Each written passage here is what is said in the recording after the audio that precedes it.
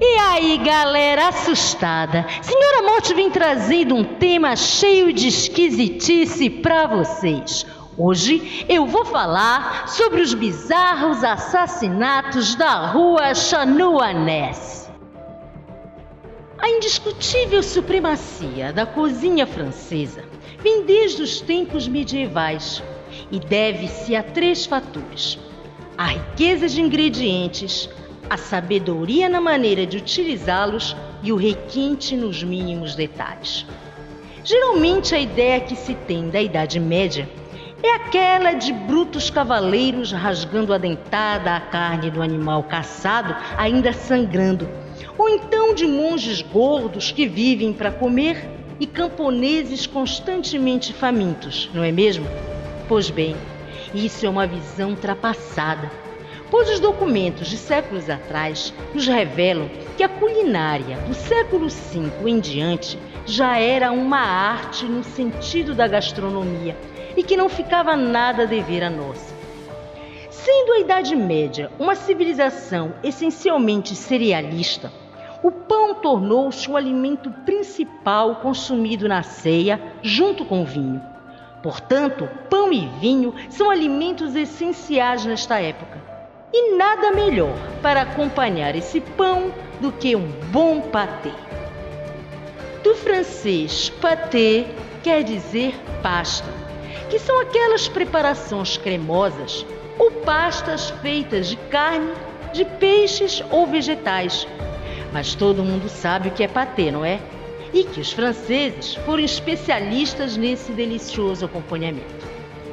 Originalmente, os pâtés franceses eram uma mistura de carnes, por vezes apenas cortadas finas, misturadas com temperos e por aí vai.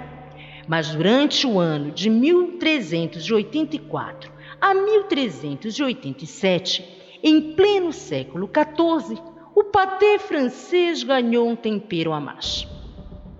Era na estreita rua Marmozet, ou chamada de Chanuanès, no bairro Ile de la Cité, berço e coração de Paris, um lugar que na época era frequentado sobretudo por jovens estudantes estrangeiros que cursavam teologia na Universidade de Notre Dame e pela aristocracia gourmet que adorava saborear os alimentos vendidos numa pastelaria situada no número 24 da Chanuanès.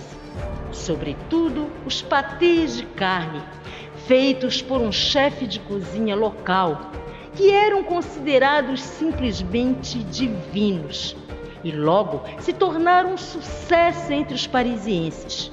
Dizem que até mesmo o rei Charles VI visitava a área só para degustar essa iguaria deliciosa. Mas qual seria o segredo do chefe para conseguir fazer um pâté de carne tão gostoso? Tudo aconteceu porque a pastelaria era vizinha de uma barbearia e os proprietários dos respectivos estabelecimentos eram bons amigos. E um certo dia arquitetaram um plano macabro. E acredite, o que esses homens acabaram fazendo no porão daquela pastelaria era algo indescritível e difícil de se imaginar. O barbeiro intencionalmente oferecia descontos nos cortes de cabelos e barbas para estudantes. E com isso passou a atrair para sua loja uma clientela de universitários estrangeiros que viviam em albergues estudantis localizados em Ile de la Cité. Mas você deve estar curioso para saber por que especificamente estudantes estrangeiros. Simples, porque pouquíssimas pessoas notavam quando eles desapareciam. Como era um homem falastrão e divertido, enquanto barbeava seus clientes, o barbeiro criava uma situação para atraí-los para o seu porão e cortava suas gargantas com a navalha. Então ele, através de uma sineta, avisava o chefe que logo aparecia e recolhia o corpo para o interior de sua pastelaria, através de uma passagem secreta, e os transformava em pâté. Isso mesmo, o segredo da sua famosa iguaria era, na verdade, carne humana. Esse macabro trabalho em equipe durou 3 anos, entre os anos de 1384 e 1387, e poderia ter durado sabe-se lá quanto tempo mais, se não fosse por um cachorro. Isso mesmo. Acontece que um dos jovens estrangeiros que foi atraído para a barbearia tinha um cachorro que ficou do lado de fora esperando por ele. Esse universitário alemão chamava-se Alaric e também tinha uma esposa que, estranhando sua demora em voltar para casa, saiu para procurá-lo. Foi então que ela encontrou o cachorro na frente da barbearia, latindo sem parar, e resolveu chamar a polícia para saber o que estava acontecendo. Quando a polícia investigou o local, encontrou várias ferramentas sujas de sangue que eram usadas para desmembrar os corpos. O mau cheiro nauseabundo de sangue e carne podre que exalava pelo lugar fizeram com que os policiais encontrassem um fosso onde havia uma pilha de corpos humanos descarnados e o cadáver do estudante pronto para virar patê. O barbeiro e o chefe confessaram seus crimes, tendo sido presos imediatamente e pouco depois queimados vivos em gaiolas de ferro na Place de Grève, que na época era uma praça onde ocorriam execuções e suplícios públicos.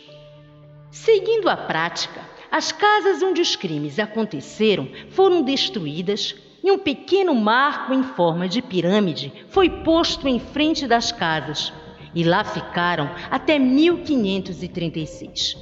Depois disso, a área da rua Chanoinesse foi abandonada.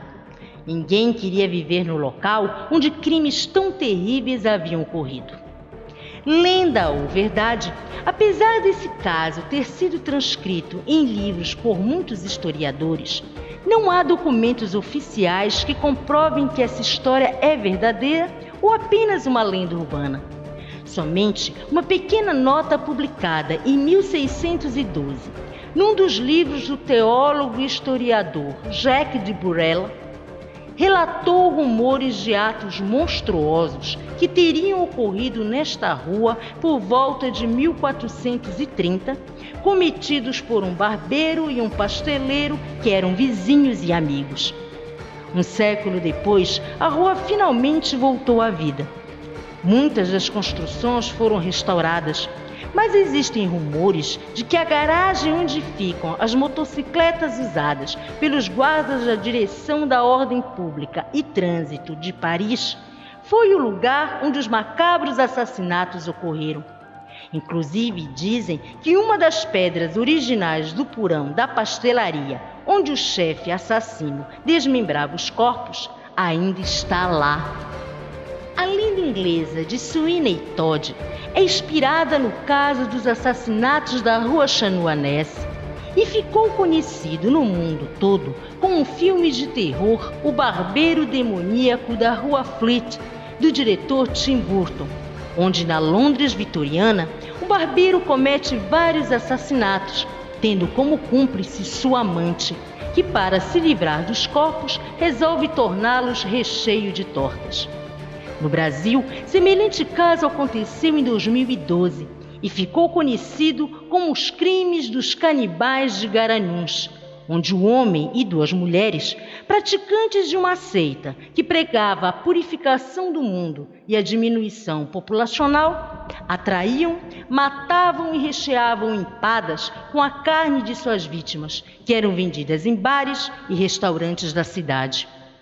É isso aí, galera assustada. Se gostaram do vídeo, deem um like e se inscreva no canal. Assim você estará ajudando a Senhora Morte a fazer mais vídeos interessantes para matar a curiosidade de vocês. E eu prometo não te visitar tão cedo.